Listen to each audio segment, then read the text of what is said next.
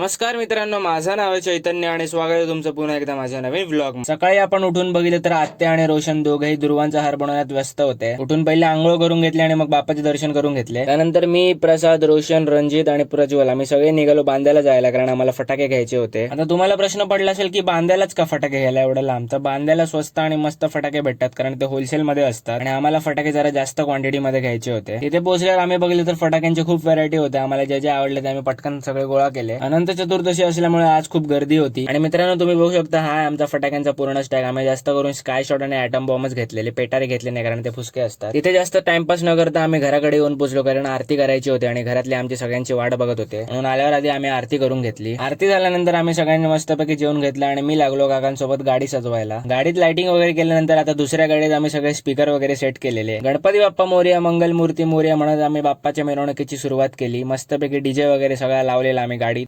घरातल्यांनी सुद्धा डीजेच्या तालावर नाचत मिरवणुकीचा आनंद घेतला. सगळे एकदम खुश होते. आणि मागे तुम्ही बघू शकता धनू एकदम स्टाईल मध्ये पेटार बिटर लावत होते, ते पण हातात ठेवून. विसर्जनाच्या ठिकाणावर पोहोचल्यानंतर बाप्पाची एक शेवटची आरती करण्यात आली आणि बाप्पाच्या दोन्ही साईडने जो पाऊस लावले त्यामुळे आरतीत अजून शोभा वाढली. गणपती बाप्पा मोरया, पुढच्या वर्षी लवकर आहे असं म्हणत म्हणत आम्ही बाप्पाची मूर्ती हळूहळू पाण्यात आणत होतो. हवी तशी पाण्याची पातळी सापडल्यानंतर आम्ही बाप्पाला तिकडे विसर्जित केला आणि बाप्पाचा शेवटचा निरोप घेतला. घराकडे आल्यानंतर सगळे प्रसाद बनवायला बसले. So that's it for today. जर व्हिडिओ आवडला असेल तर व्हिडिओला नक्की लाईक करा, शेअर करा आणि सबस्क्राईब करायला विसरू नका.